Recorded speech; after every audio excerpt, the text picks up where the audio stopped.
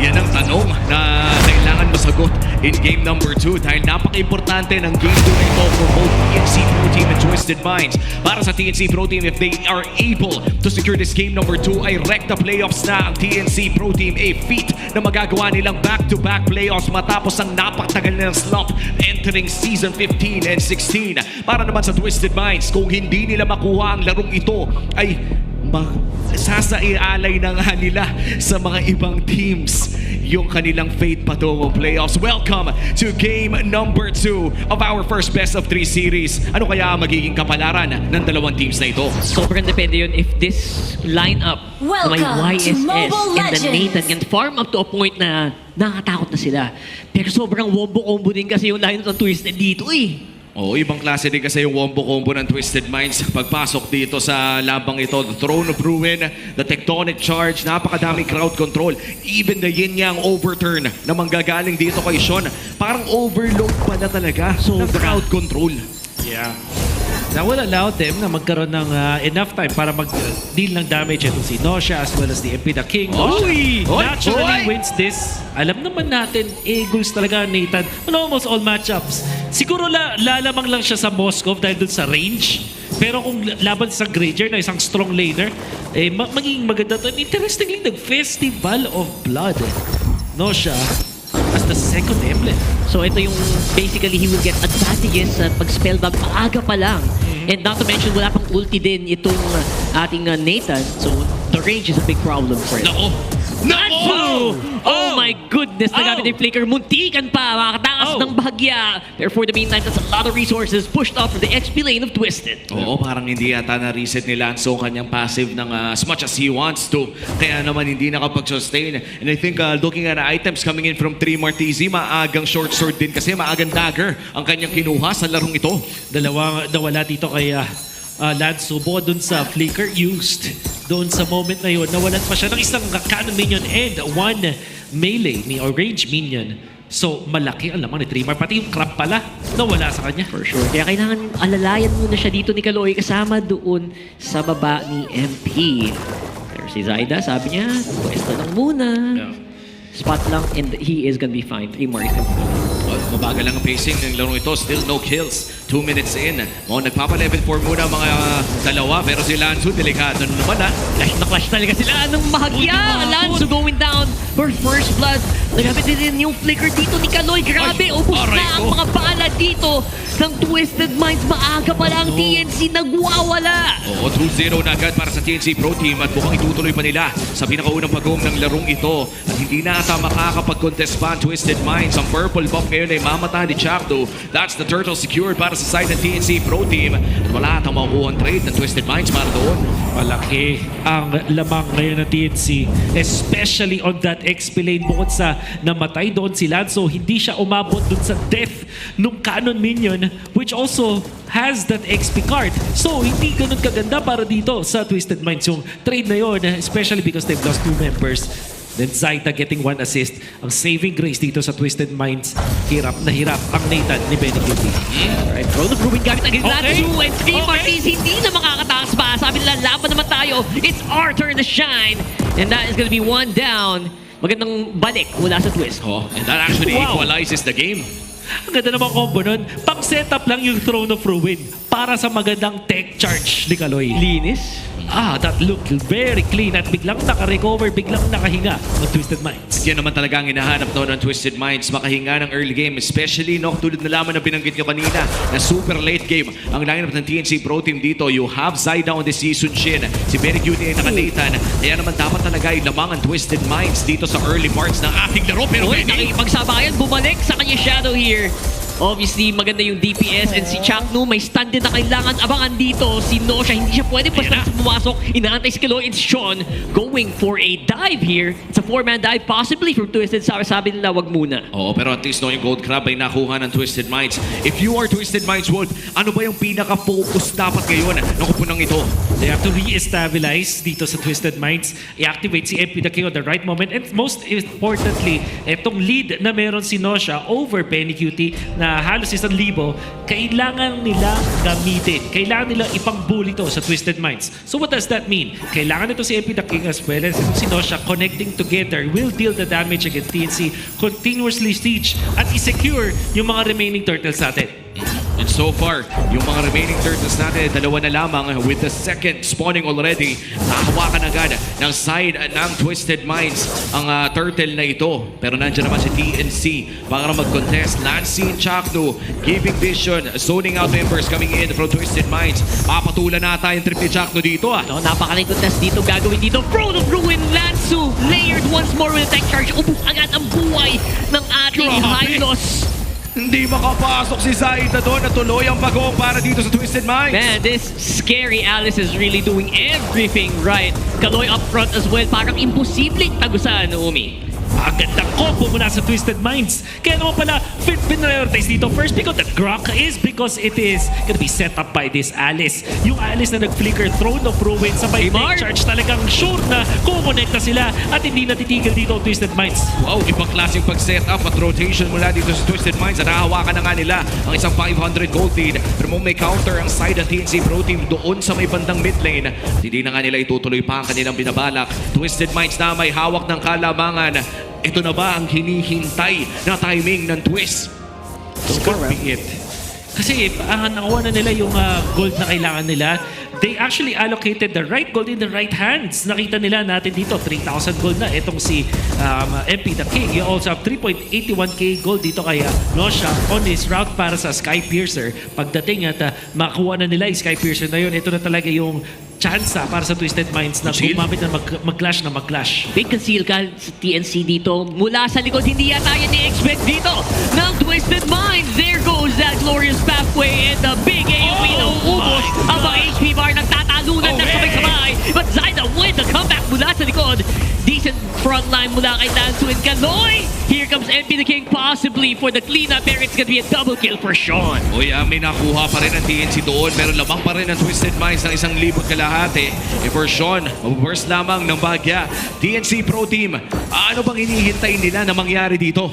Gonna be waiting for another conceal play siguro. Kita rin ang combo ng TNC with the conceal play. Ni-utilize nila yung Mountain Shocker for that extra vision. And I think that they approach it in the right angle. Matama yung ginawa dito ng TNC na sa likod sila manggagaling instead na parap. Dahil nakita natin, kapag merong Grok tsaka etong Alice na magkasama, imposibleng makapag head-to-head na matchup doon. Mas magandang likuran na lang ng TNC, which I think is really good for them. So they just have to find that angle. Ang hinihintay dito ng TNC is another opportunity to go for that backdoor play. And this is the third turtle of the game, the final one. Mountain Shocker na gamit ng Zaida. Kita ang lahat ng mga miyembro ng Twisted Minds at hahawakan na nga ng TNC. Ang pangatlong pagong na ito, Angel coming in from the Alice. Nama-flicker si Lansu doon and it is right on time. Hindi na nakapag-grab si Fremar and si Chakno na papatakbo na. It's a double kill for Sean and nag-aabang na ang Twisted for that turtle. And it is gonna be impossible for the remaining members of TNC na makapasok dito. Iiwan na lang nila. It's gonna be another one for Twist. Ibang hakot ang nakita natin dito sa Twisted Minds. Pangatlong beses na yung combo na nakita natin. Throne of Ruin into the tech charge. Napakagandang execution mula sa Twisted Minds. Always works 100% of the time. No para may counter. panalo yung mga Twisted Minds clash na yun. No counter so far. At buwan mapinapakita tayo ng kakaibang tech ng Twisted Minds. Sobrang taba naman rin kasi ng AOE ng dalawang yun. Yung tech charge.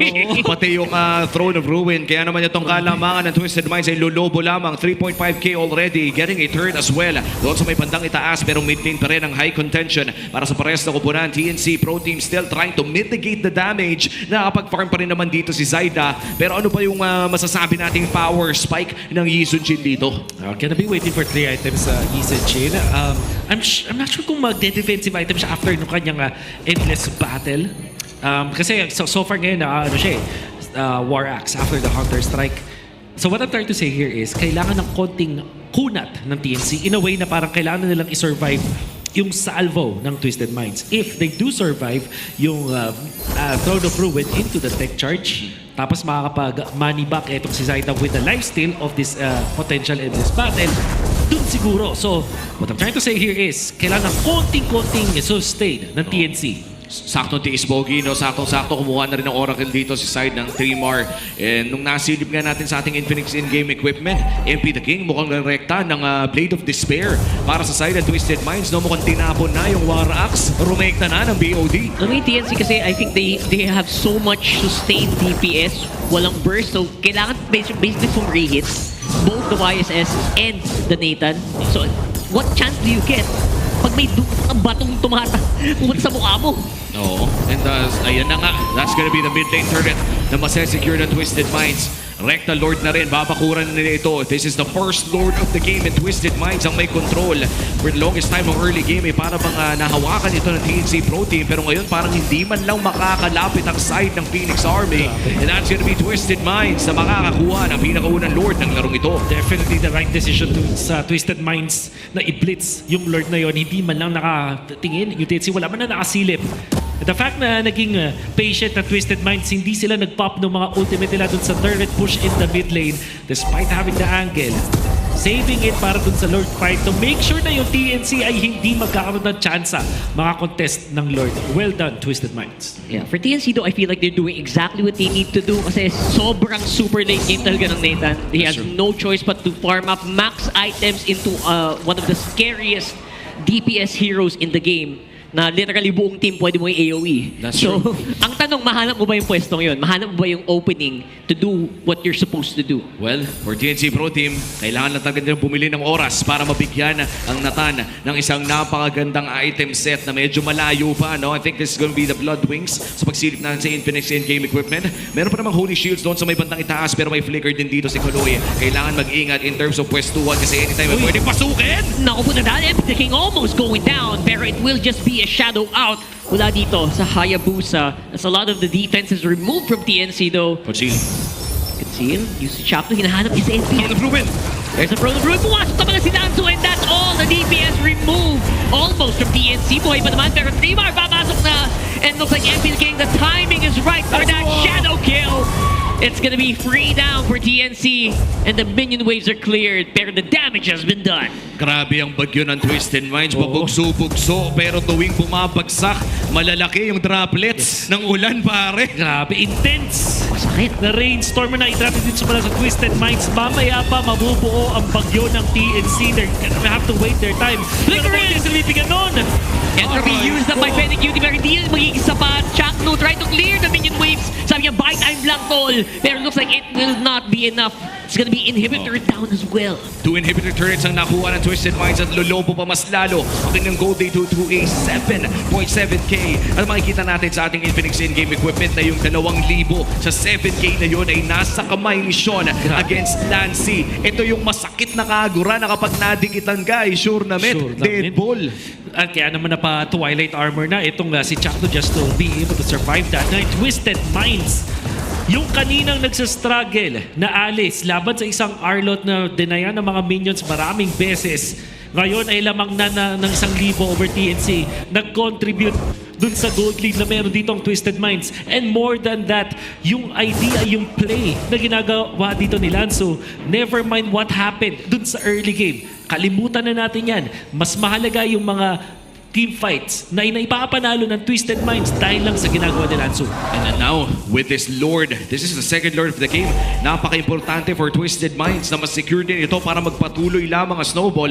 Dahil pakiramdam ko kung makadepensa pa ng matagal ang side ng TNC Pro Team ay pahirap na ng pahirap tapusin ang larong ito. Now, how will you contest this though? Imposible na yata lumabas pa. They will have to give it up. So far, it just feel like pag may nahuli si Lanzo, pag nag-combo si Lanzo tsaka si Kaloy, halos hindi na mapigilan. At saktong-sakto, may flicker sila for that upcoming Lord Siege. Ano bang game plan dito ng TNC Pro Team? The defense. Yun ang kanilang game plan dito. And Benny Cutie does not have the Purify. Pinili dito ni Benny Cutie na mag-flicker for the aggressive play. Really biting TNC ngayon. Kasi dalawa doon sa mga damage dealers nila ay walang Purify. Sabihin natin itong sila si isang bit later pero hindi ganun kataas yung burst. In fact, hindi naman talaga burst hero ang isang Jushin. And it's more on the sustained DPS. Ang isa pang siguro minintay dito TNC yung mga Twilight Armor. So far, meron na dito si Chakno. I would not be surprised if magkakaroon din itong si 3 bar. para may chance pa siya maka-counter-initiate. So nagkakatunawan na ng buhay dito. Kalahati na ang buhay ni Chakno dito. And definitely a Twilight Armor would help. Here comes the conceal though. Ginamit ng Lancer from the Brewing. No one really getting hit except for Flame Mar. He's gonna go down. Zyda, he didn't makapag-DPS. All left is Benny against the whole squad of Twisted. And it looks like we're gonna go to game 3, ladies and gentlemen.